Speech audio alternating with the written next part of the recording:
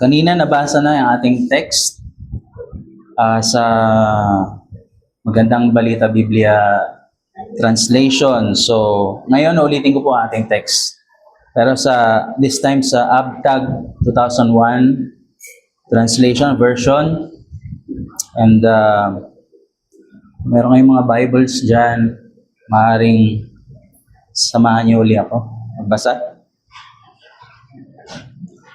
Matthew 7 verse 24 to 27. Mateo 7 versikulo 24 hanggang 27. At ito ay salita mismo ni Jesus. Matatagpuan din to sa Luke chapter 6 verse 47 to 49, but dito tayo magfo-focus sa part na to ng Biblia. Okay. Sabi ni Jesus, kaya't ang bawat nakikinig sa mga salita kong ito at ginaganap ang mga ito ay matutulad sa isang matalinong tao na nagtayo ng kanyang bahay sa ibabaw ng bato. Bumagsak ang ulan, dumating ang baha, umihip ang mga hangin at tinampas ang bahay na iyon, ngunit hindi yan bumagsak sapagkat itinayo sa ibabaw ng bato. Ang bawat nakikinig sa mga salita kong ito at hindi ginaganap ang mga ito ay matutulad sa isang taong hangal na nagtayo ng kanyang bahay sa buhanginan. Bumagsak ang ulan at dumating ang baha, umihip ang mga hangin at tinampas ang bahay na iyon at iyon ay bumagsak. Napakalakas nga ng kanyang pagbagsak. Maraming po tayo. Manaming Diyos na makapangyarihan, dakila, salamat po sa pagkakataong ito. Kami ay kakain ng inyong salita.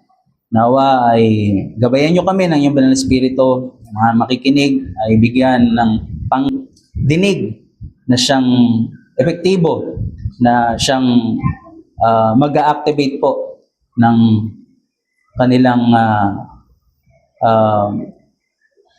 determinasyon na sundin ng inyong salita.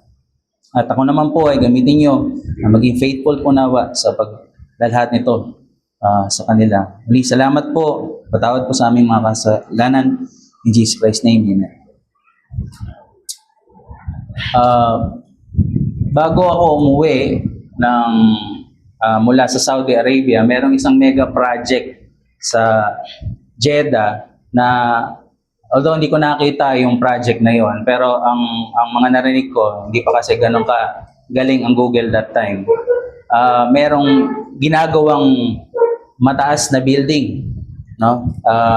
Building na ang tawag dati is King Tower, pero ngayon Jeddah Tower na ang tawag nila rito. So 2018, meron na silang mga floors na nagawa noon, kaya lang nahinto dahil nga sa problema ng contractor. Hindi kami nanalo. Yung contractor, kasama kami sa bidding that time pero hindi nanalo. Nanalo yung Bin Laden, kaya lang Bin Laden, so nalugi siya. Tapos nahinto nga yung project, at the same time dumating nga yung pandemic, totally nahinto siya. So yung project na yon lumampas ng mahigit 10 taon na. Ang target kasi nila na matapos ng project na to is 2028.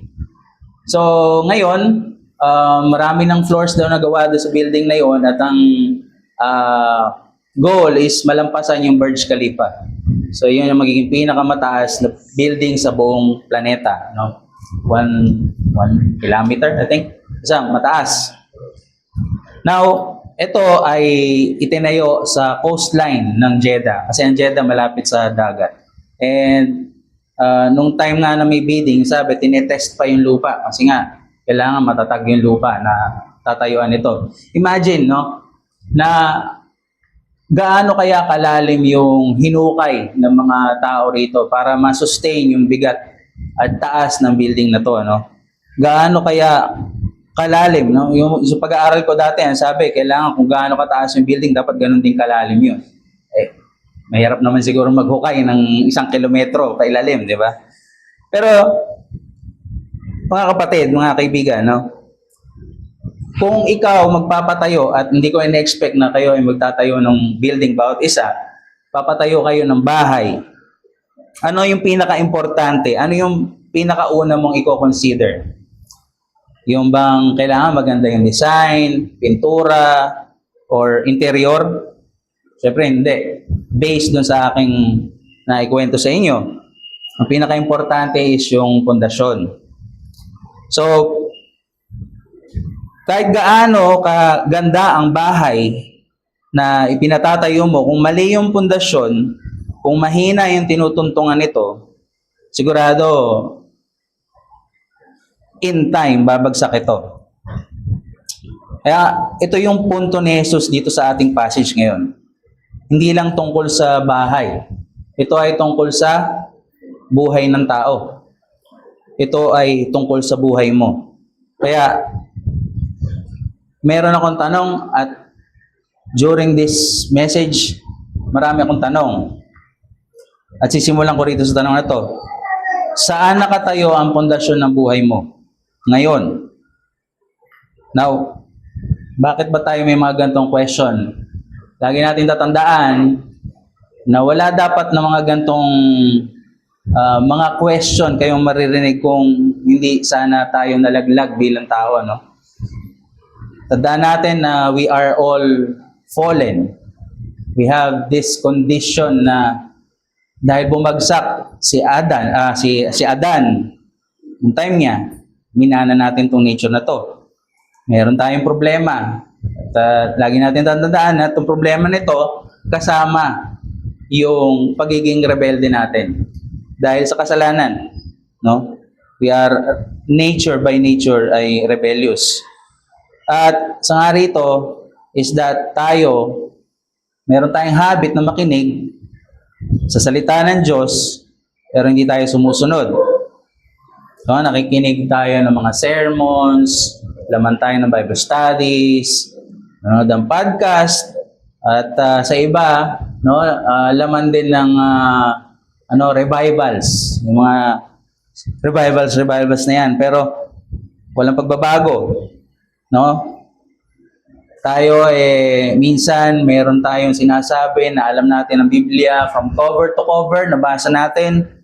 Maraming tao rin na maraming alam sa mga Bible verses, pero walang obedience. Merong appearance na pagiging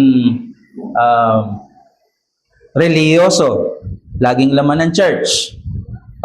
Volunteers pa nga ng mga gawain at ministries, pero hindi transform. Yun ang nakakatakot. Mukhang matibay, pero babagsak pala sa huli. At hiramin ko yung lumang translation ng ating Tagalog Bibles, no? Yung 1905, ang dating Biblia, at saka yung Abtag 1978. Kasi ang rendering nila dun sa verse 27, yung sa dulo, is that yung pagbagsak ng bahay, ang word na ginamit is kakilakilabot. No? Kakilakilabot ang pagbagsak ng bahay na to. Now, tingnan muna natin yung historical background nitong nitong passage natin. Itong binigkas na to ni Jesus ay nasa huling bahagi na ng Sermon of the Mount. At ang Sermon of the Mount ay makikita natin sa chapter 5 hanggang chapter 7. At dito nga sa sermon na to, pinaliwanag ni Jesus ang tunay na kahalagahan ng kautusan, tunay na kabanalan, tunay na pananampalataya. At sa dulo nga na sermon, nagbigay siya ng mga babala. No? At ilan sa mga babala nga ay nabasa na ng ating pastor kanina sa scripture reading. Pero ang unang babala na sinabi niya is yung tungkol sa dalawang pintuan, two kinds of gates. At yun nga, merong narrow and wide path dito. Pangalawang babala niya is yung two kinds of trees na namumunga ng dalawang klase rin ng bunga, yung good and yung bad. Pangatlo is yung profession, dalawang klase ng profession. At dito nga ay na-emphasize ng ating Panginoon na hindi lahat na tumatawag ng Lord, Lord o Panginoon, Panginoon ay makakapasok nga sa kalangitan ng kaharian ng langit. At ito nga yung pang-apat. Pang-apat and final warning ng ating Panginoon ang tungkol sa dalawang tagapagtayo o yung two builders. At sa puntong ito nga, sinabi ni Jesus na hindi lang sapat yung pakikinig. Hindi lang sapat yung marami tayong alam o pagkakaalam, kaalaman. Hindi rin sapat yung religious activities. No? Kaya, meron uli akong tanong. Ano yung ginagawa mo sa narinig mong salita ng Diyos? In connection sa napag-aralan natin kanina. Diba? Nakapakinig ang ating tagapagturo kanina ng math. Pero yun nga, hindi niya na-i-apply ang maayos. Pero yun pala, kailangan. No? Kahit sa trabaho natin. Pero anong ginagawa mo ngayon sa yung narinig, specifically sa salita ng Diyos na yung narinig? Kaya kung meron tayong mensahe na maikakatas dito, ay ito yon. Ang tunay na matibay na buhay ay yung nakatayo kay Kristo sa pamamagitan ng pakikinig at pagsunod sa kanyang salita. Samantalang ang buhay na walang pagsunod ay tiyak na babagsak sa paghuhukom. Ulitin ko, ang tunay na matibay na buhay ay yung nakatayo kay Kristo sa pamamagitan ng pakikinig at pagsunod sa kanyang salita. Samantalang ang buhay na walang pagsunod ay tiyak na babagsak sa paghuhukom. Meron tayong makikita rito tatlong katotohanan. Tatlong puntos. At ito nga yung tungkol sa una, wise builder, na mababasa natin sa verse 24. At ang pangalawang punto ay yung tungkol sa hangal na tagapagtayo, yung foolish builder, na nasa verse 26. At ang bagyo, no, na mababasa natin both sa verse 25 and verse 27. The storm. Now, punta kaagad tayo sa unang punto about the wise builder o yung matalinong tagapagtayo. Basahin ulit natin verse 24. Kaya't ang bawat nakikinig sa mga salita kong ito at ginaganap ang mga ito ay matutulad sa isang matalinong tao. So, dalawang bagay ang dapat nating mabigyang diin dito sa sinabing ito ni Jesus. Yung pakikinig, una. So, nakikinig ang matalinong ito sa salita ni Kristo. Pangalawa is yung pagganap. So, ginaganap ng nakikinig na to o ginagawa niya o sinasabuhay niya yung kanyang napakinggan. So, hindi sinasabi ni Kristo na enough yung pakikinig eh. So, sinasabi niya kailangan mayroong obedience. Kailangan nag-o-obey. No? Sana kung ganun lang, sana sinabi niya, kaya't ang bawat nakikinig sa mga salita kong ito, tapos yun na, ay matutulad sa isang matalinong tao. Hindi, sabi kailangan ginaganap. So, hindi sapat yung pakikinig lang. Ngayon ang tanong, ulit, no, baka may magtatanong, hindi ba sapat yung makinig lang sa sermon? So, alam ko kung saan nagagaling to kasi sabi, faith cometh by hearing. No? Pero ang assumption doon is that wala pang faith yung taong yon. And then, faith came, then meron transformation na sa kanya. Pero dito, ang kausap ni Jesus is yung ina-assume na meron ng faith. So, kaya kung tatanungin muli ako, hindi ba sapat yung makinig lang sa sermon? Hindi. Yun ang sagot. Maraming tao kasi na mahusay makinig. Mahusay makinig pero walang pagbabago sa buhay. Sipin natin yung isang classroom. Focus tayo sa isang estudyante. At alam yan ni Sister Ade. So, meron dong isang estudyante na makikita natin, no, merong lahat ng lectures ni teacher, alam niya, memorize niya, magaling yung memory niya. Napupuri pa nga siya sa school, napupuri siya sa bahay, matalino itong batang to. Malayo mararating nito. Ang problema, pumasok sa kanya yung pride, talino daw siya eh. So, mayroong assignment si teacher at kailangan to ipasa. Kaya lang, nagre-rely itong batang to sa kanyang sarili, sa kanyang memory. Sabi niya, mag-uwi pa ako ng assignment ko sa bahay. Yun ang alang yung time ko. Magro-Roblox na lang ako. Uwi pa ako, sakit sa ulo. So, hindi niya ginawa assignment. Ngayon, nung pasahan na ng assignment, hiningi ni teacher, wala siya may bigay. Pero sabi niya, hindi, kahit tanongin niyo ako, ma'am, masasagot ko yan. Memorize ko na yung mga sinabi niya sa akin. Hindi, ang kailangan ko yung assignment. So ano ang dapat mangyari sa kanya? Ano yung mangyayari sa kanya? Babagsak siya. Hindi ko alam kung may bumabagsak pa ngayon, ano? Pero bawal na yata ibagsak yung mga estudyante, no? Pero sa panahon namin, no? Bagsak yun. No? Ngayon, ito huwag nating isipin na isolated lang yung passage na to dito. Na ang tao dapat mayroong obedience sa bawat napapakinggan niya. Hindi. Kasi sa buong Biblia, time and time again, sinasabi, ang pananampalataya dapat mayroong bunga. At isang halimbawa nga yan sa James chapter 1 verse 22, nasabi nga ni James, maging tagatupad kayo ng salita at hindi tagapakinig lamang. Ulitin ko, sabi ni James, dapat tinutupad niyo yung salita. Ano salita? Salita ni Jesus.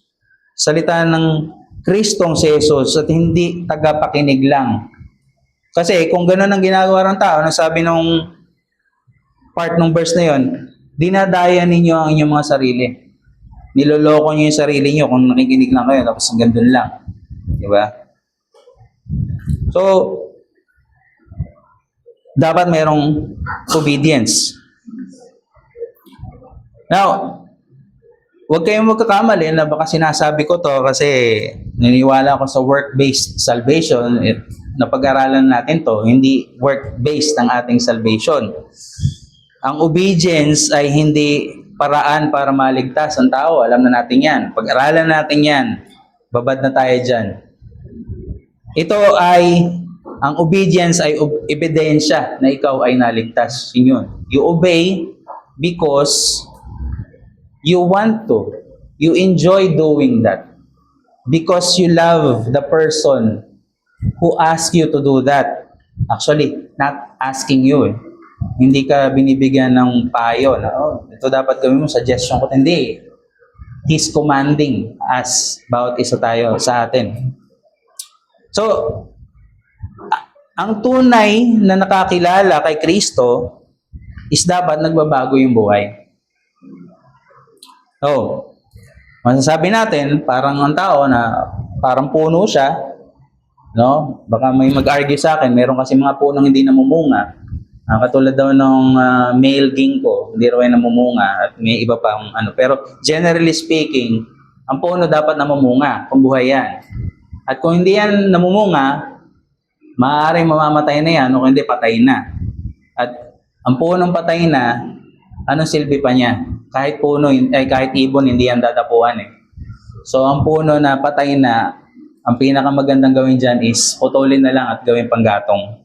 At least may pakinabang. Pero sana hindi tayo ganon. Now, tignan natin yung sumunod na part ng verse 24. Diba? Sabi, ang bawat nakikinig sa mga salita kong ito at ginaganap ang mga ito ay matutulad sa isang matalinong tao na nagtayo ng kanyang bahay sa ibabaw ng bato. So, sino tong bato na to? Ano ang bato na to? Sino ang bato na to? Si Peter? Hindi. Baka sabihin si Peter. Sabihin ng ating mga kaibigang Romano. No, hindi po si Peter ang sinasabi rito, kundi si Kristo at ang kanyang salita. No, pag pinag-uusapan natin si Jesus na Kristo, huwag natin din kalilimutan yung kanyang salita. Bakit? So John 14 verse 15, sabi niya, if you love me, you will keep my commandments. So, baka mamaya literal natin yung keeping, tinatago mo. Kasi baka tanungin ka, basahin mo yung Bible. Sabi kasi, basahin mo yung Bible in a literal sense. Eh, tayo yung mga Pilipino, pag sinabing, okay, I love Jesus and I keep His commandment. Nasaan yung commandment ginagawa mo? No, I kept it somewhere. Baka yun ang sabihin mo. Nandun siguro somewhere sa ilalim. Ewan ko, basta pag naalala ko, sabihin ko sa'yo. No, hindi ganon, no? If you love Him, you will keep His commandment. Keep meaning you will observe His commandment. No? Pasalamat tayo na Tagalog yung language natin. Kasi kung English tayo, baka, di ba, kung walang nag-guide sa atin, basa kagad tayo ng Bible, iba yung maintindihan natin doon sa sinasabi ni Jesus, no? So, kung Tagalog, no, kung meron tayong mga Tagalog versions, maintindihan mo kagad na pag sinabi kong iniibig mo ko, tutuparin mo yung aking mga iniuutos sa'yo. Kaya yun ang sabi ni Jesus. No? Huwag tayong magkakamali na you love Jesus lang, pero pag sinabi, okay, tinutupad mo ba? Hindi, basta I love Jesus. Nakalimutan mo na yung salita niya. Kaya iba naman, salita ni Jesus ang ginagamit, pero okay, do you love Jesus? Kilala ko siya, pero ito yung mahalaga. Diba sabi ni Jesus, don't judge. So, may Jesus ka? Di ba? So, yun. Huwag niyong paghihiwalayin. At ang bato na tinutukoy dito sa verse natin is si Jesus sa tangan niyang salita. At syempre, meron tayong ini-expect sa atin na tayo ay mag-obey. Mga kapatid, ito yung hamon. Nakikinig ka ba? So yung mga hamon na marinig niyo sa akin is for questions. Pero mas mahalagang hamon is ito. Sumusunod ka ba? So bakit may mga ganitong klaseng tanong? Dahil sa pangalawang punto. At ito nga yung tungkol sa hangal na tagapagtayo, yung foolish builder. Mababasa natin yan sa verse 26. Okay, basahin ulit natin. Verse 26 sabi, ang bawat nakikinig sa mga salita kong ito at hindi ginaganap, ang mga ito ay matutulad sa isang taong hangal. So, sa pagkakabasa ko nito, no, hindi siya yung total opposite ng wise builder. No? Although, yun yung description sa kanila, kasi opposite talaga, wise and foolish. Pero, hindi siya totally opposite kasi pareha sila nakikinig eh. Di ba? Nakikinig ng salita. Ay, ito yung nakakagulat. Hindi unbeliever at saka believer agad yung arguments dito. Kundi obedient versus disobedient hearer. O sumusunod versus hindi sumusunod na nakikinig. So, ibig sabihin, sa part na ito, kung titignan natin yung context sa time ni Jesus, sa part na to, ang kinakausap ni Jesus dito is yung individual na tao na sumasama-sama doon sa crowd. Na umabot pa nga doon sa mount, no? Doon sa bundok, kung saan binigkas ni Jesus yung kanyang sermon. At kinakausap niya roon yung individual na nakikinig ng sermon niya, maaring itong taon to o mga taong ito ay aral sa kautusan na Torah, no? Kaya lang sila nandun kasi naghihintay lang sila ng magkamali si Jesus para mapahuli nila kagad, no? Nakikinig sila sa tahimik pa. Tango-tango. Pero syempre, hindi naman natin nababasa ang puso ng kapwa-tao. Hindi ang Diyos lang. So, makikita natin, okay, ito pala yung mga taong kinakausap ni Jesus. So, ano yung sa akin? Well, wala namang pinagkaiba yun sa panahon natin ngayon. No, ngayon, sa panahon natin, it's just the same. Kinakausap din ni Jesus ang individual na nasa loob ng church. No? Kasi nasa loob siya ng church palagi, nakikinig sa preaching ni pastor, Meron siyang daladalang Bible, pero hindi niya sinusunod yung naririnig niya. So ito yung mga taong religious, ngunit hindi naman talaga na-transform. Now, again, meron na naman tatanong, so paano siya naging hangal? Paano naman siya naging foolish? Diba? Hindi siya tinawag na foolish dahil ignorante siya, hindi siya tinawag na foolish dahil meron siyang mental problem or pinanganak siyang may problema sa pag-iisip. Ang sabi ni Jesus dito, kaya siya tinawag na foolish at iyon ang kategory ni Jesus sa taong ito dahil mas pinili niyang hindi sumunod. Hindi niya ginanap yung sinalita ni Jesus.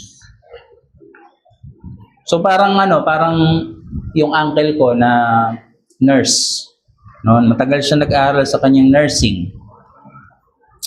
No, para lang maintindihan natin.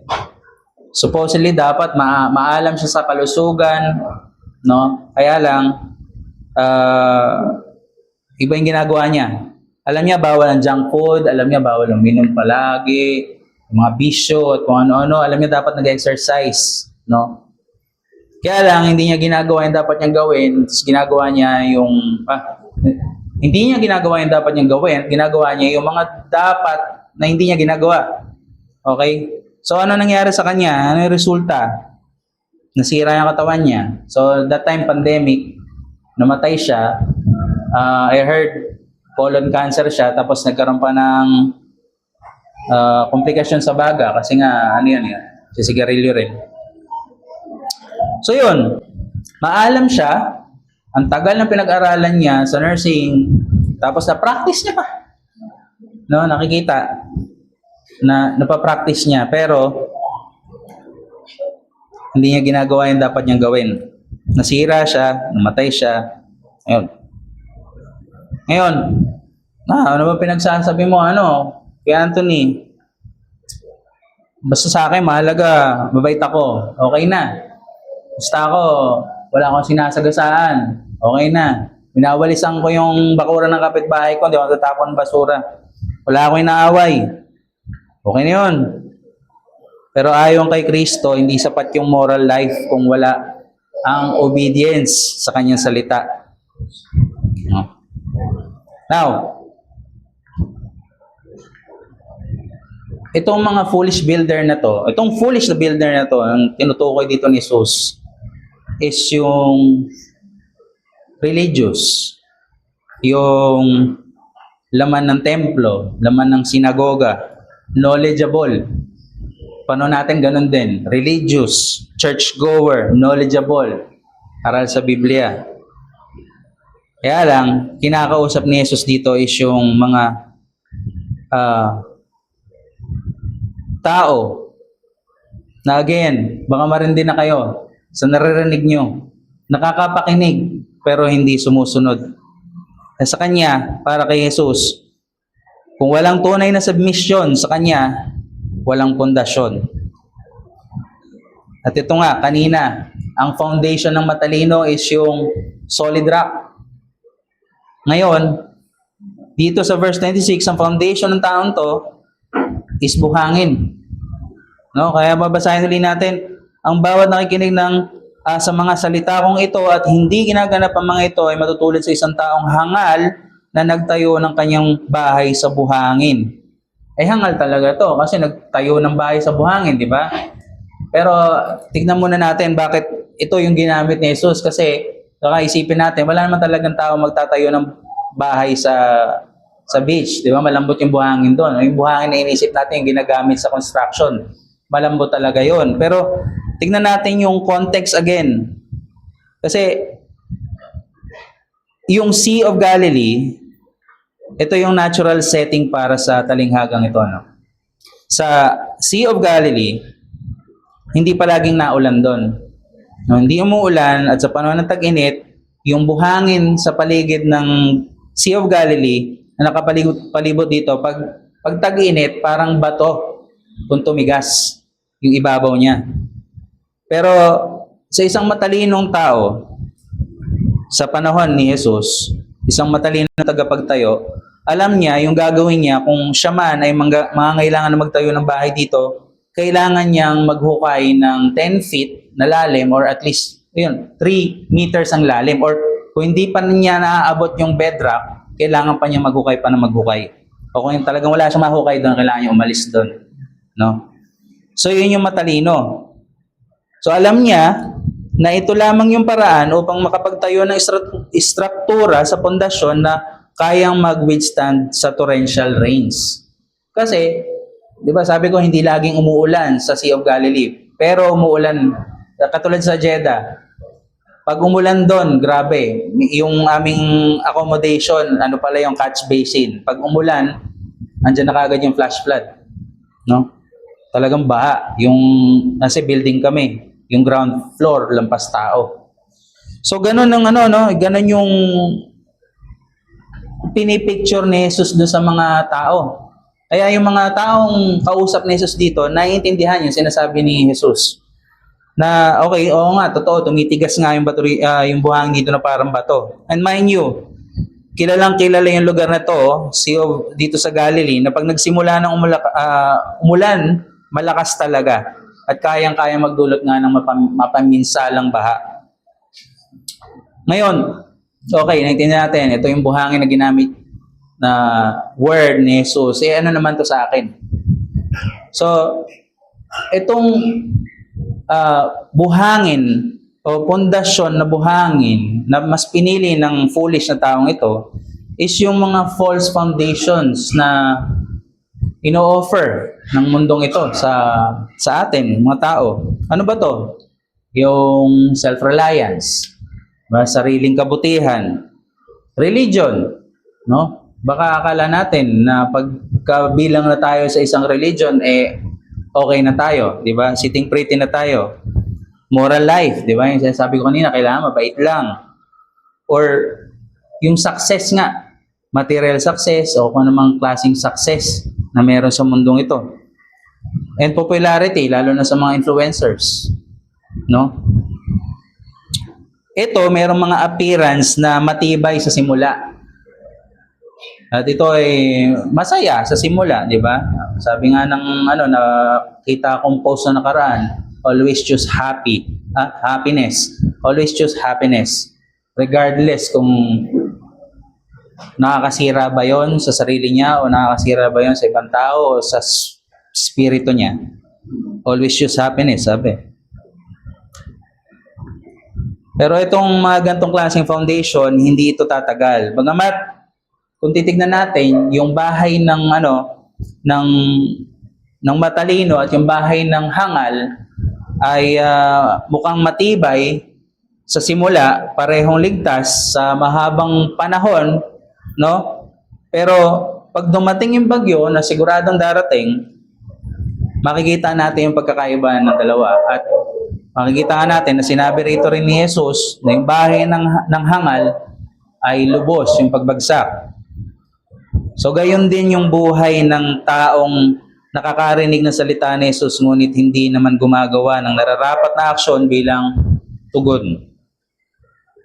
Ngayon, ito yung hamon again para sa bawat isa sa atin. I-evaluate natin ating sarili. Make an inventory of ourselves. Kasi, uulitin ko, yung sinabi ko na kanina, pero bibigyan ko na siya ng bigat ngayon at the end. Ito yung pinakadelikado kung mananatili tayong ganito. Nakikinig ka, pero hindi ka sumusunod. So bakit ito delikado? Bakit ito pinakadelikado? Dahil dito sa pangatlong punto. Mababasa nga natin yan sa verse 25 and verse 27 at parehas ang pagkakabigkas ni Jesus dito. Bumagsak ang ulan, dumating ang baha, umihip ang mga hangin, at hinampas ang bahay na yon. Parehas na bahay, dinaanan ng bagyo. Parehas sa bahay, tinamaan ng parehas na bagyo. Isa lang ang intensity nun. Pero makikita natin yung significance nun. Lahat tayo ay dadaanan ng bagyo. Walang exemption. Ngayon, ano tong bagyo na to? Ano ba tong bagyo na to? Merong dalawang aspeto na ayon sa aking pag-aaral, may dalawang aspeto na sinasabi si Jesus tungkol sa explanation nila tungkol dito sa bagyong to. So, ang unang aspeto is yung trials in life na related din sa atin na pag-aralan kanina, no? Trials in life.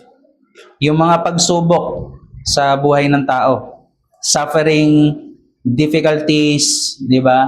Example niyan is yung cancer or yung mga sakit na nakamamatay na maaaring dumapo sa isang tao. Divorce. So, paanong naging trials to sa buhay? Masaya naman sila nag-iwal, hindi. Tandaan natin na ang divorce ay akala natin appearance yan, magiging masayang dalawa kasi magiging at peace ang dalawa. Merong isa dyan na devastated ang pakiramdam niyan. O kung hindi man sila, kung silang dalawa man ay masaya nga, at meron silang mga anak, sigurado yung mga anak nila affected dito. Kaya, ayan, isa yan sa may kakategorize natin na trials of life, divorce.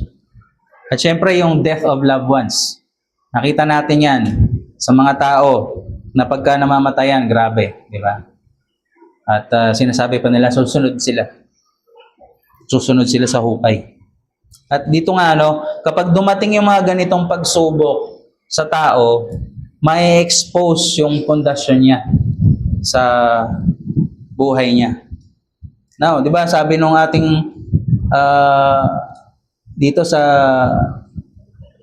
sinabi natin tagapagturo, trials are not obstacles. They are the means God uses to build up. Maintindihan to ng taong ang pundasyon niya ay si Kristo. Pero kung ang pundasyon niya ay buhangin, wala, mag-snap out kagad siya. Nagkaroon lang siya ng stress. Ano nangyayari? Di ba bata pa, nakikita natin sa mga news. Nakikita natin sa social media.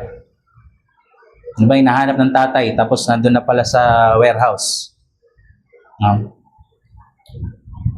So, na-expose ng mga pagsubok yung pundasyon ng isang tao. Pero higit dito, ito yung pangalawang aspeto na binabanggit ni Jesus at meron ditong eschatological factor. Yung bagyo ay larawan din ng paghukom ng Diyos. So meaning yung pangalawang aspeto is yung final judgment of God.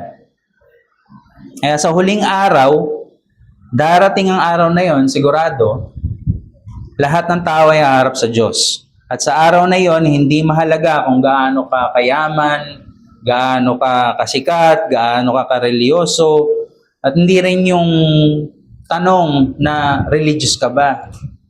Religious ka ba? Tama ba yung religion na sinasalihan mo? O spiritual ka ba? Hindi yan ang mga tanong. Kasi ang tanong, nasa ibabaw ka ba ng tunay na pundasyon? Kaya picture mo to sa isip mo.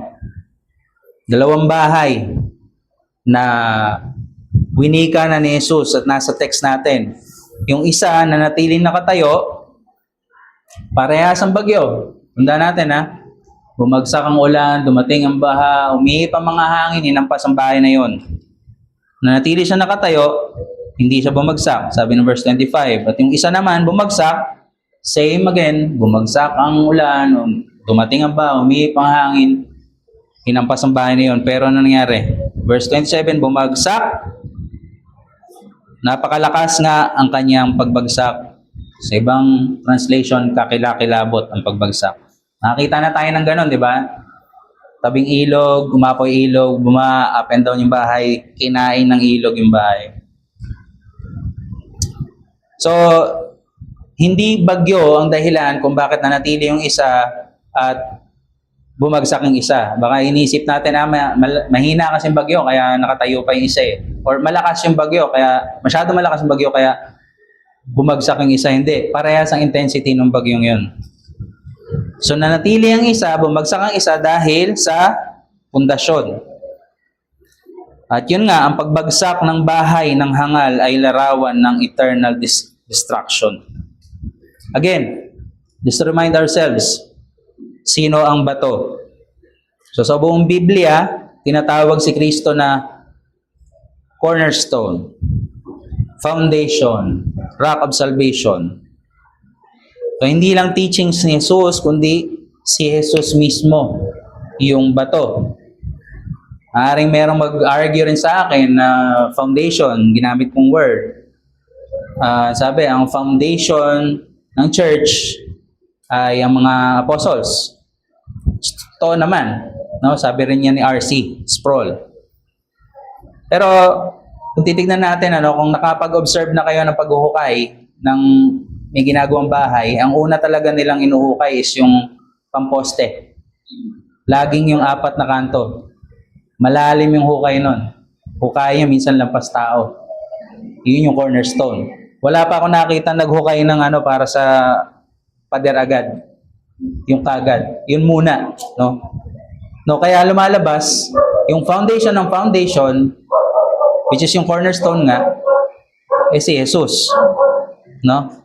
Kaya siguro sa Canada, padami ang woke kasi hindi nila maintindihan tong sinasabi ni Jesus na to, yung foundation. Kasi doon pala mayroong strict construction rule sa mga bahay. Kailangan maghukay ka ng pang basement o pang ilalim. Laging ganon daw ang bahay doon. Basement, ilalim. So wala na silang pakialam doon sa mga hali-haligi doon. Basta maghukay sila, lahat ng bahay dapat may basement. Tapos yung mga pampader doon sa bahay, kahoy na bubuin nila habang nakahiga. Tapos tatayo na lang. So pagdidikit-dikitin na lang yung mga kanto. Kaya ewan ko, yun lang sa akin. No? Kaya siguro minsan di nila mag-gets yung foundation. No? Again, si Paul, sabi niya, inahalimbawa niya yung sarili niya sa isang master builder sa 1 Corinthians verse 3 to 10. But then, pininpoint pa rin niya kung sino talaga yung totoong foundation. Sabi niya sa verse 11, sapagkat sino man ay hindi makapaglalagay ng ibang saligan, meaning foundation, maliban sa nakalagay na. So walang ibang tao, kahit sino ang makapaglalagay ng foundation kung wala yung nakalagay na ron. Kaya dapat meron doon. At sinabi nga ni Jesus, ito ay si Kristo Jesus. Kaya masasabi natin, there's no other foundation na matibay except si Jesus lamang, Jesus Christ. So ang buhay na nakatayo kay Kristo, hindi babagsak. That's the truth. Now again, hamon ito para sa lahat. Let it be known to all, at kung alam mo na to, at karamihan sa inyo, maaari, but this should be a reminder to us all, 2 uri lang ng tao ang nasa harap ni Jesus. Hindi 3, hindi 4, 2 lang. At ang isa ka dito sa 2 ito. Ikaw ba yung wise builder o ikaw ba yung foolish builder? So, I have a question para sa mga mananampalataya. Kung ikaw ay tunay na nananampalataya, talaga bang sumusunod o sinusunod natin yung salita ni Kristo? Tandaan natin, hindi sapat yung church attendance, hindi sapat yung Bible knowledge. Kung ngayon, wala ka pa masyadong alam sa Bible, wala namang problema. Pero tandaan mo, na kung meron ka man ito, Bible knowledge ngayon, huwag kang kampante rito. Hindi sapat ito. Hindi rin sapat yung Christian language. No, kailangan, gato dapat naririnig sa akin para mukhang maka-Diyos. No? Para kay Jesus, ang tunay na estudyante ay sumusunod sa teacher. Ang tunay na apprentice sumusunod sa master. Ang tunay na disciple na tinatawag ding Kristiyano ay sumusunod kay Kristo. Kaya bilang mananampalataya, tayo magpatuloy sa pagsunod. At palalimin natin ng gusto Hanggat buhay tayo, yung pundasyon natin kay Kristo. Ngayon, ito ang warning para sa mga unbelievers. Ang pundasyon ng buhay mo, for sure, ay hindi si Kristo.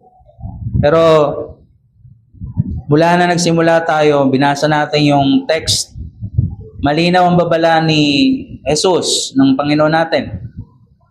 Ang bahay na nakatayo sa buhangin ay maaaring tumagal ng ilang panahon.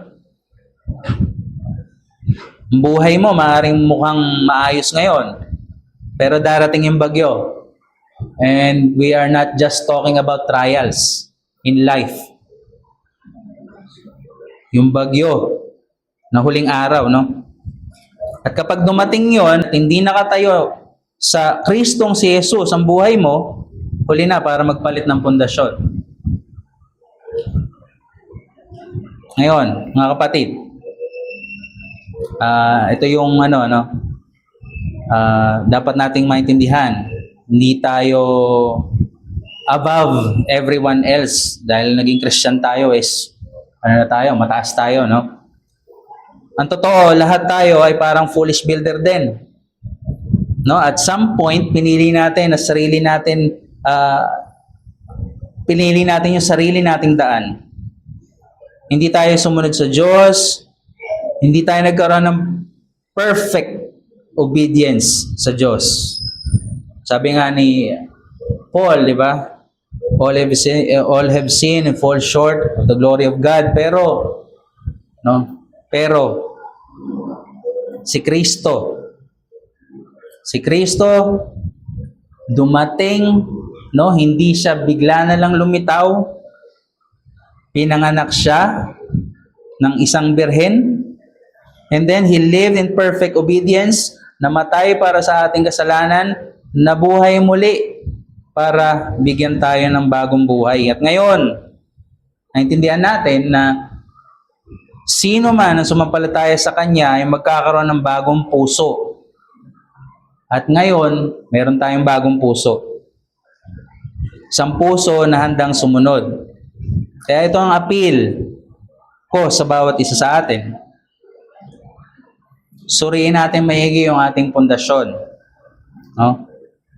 Again, huwag tayong maging kampante, huwag tayong complacent na okay, save na ako, okay na ako doon. No? Patuloy nawa tayong mamuhay sa tunay na obedience. Sinabi ni Jesus, we trust, we obey. Ngayon, para naman sa mga Kristiyanong nag-struggle, no? Kasama yan sa buhay natin. Sa pinag-aralan natin kanina, no? Kasama ang suffering, kasama ang trial sa buhay. Hindi lang sa hindi mananampalataya, kundi din sa lahat. Lahat tayo dumadaan dyan. At maaari, ngayon bilang Kristiyano nag-struggle, maaari nahirapan ka sumunod, pero wag nating kalilimutan na si Kristo na nakilala natin ay Diyos. Lumapit tayo sa Kanya at wag tayong mag-rely sa sarili nating lakas. Ang lakas na kailangan natin ay si Kristo. Siya ang lakas mo. Para sa mga hindi mananampalataya, hindi sapat yung pakikinig. No? Wala kang makukuha ngayon sa akin ng mga moral teachings, no? Mga itong gawin mo step by step ganyan para mamuhay ka ng maayos. No. Iba yung tawag eh.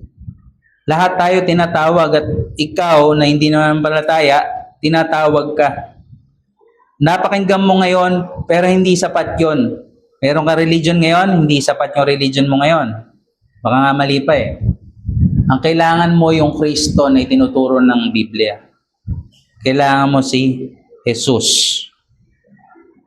Ngayon, again, so many questions. Again, ito ulit ang question. Ikaw ba ay matalinong tagapagtayo o wise builder o ikaw ba ay foolish builder?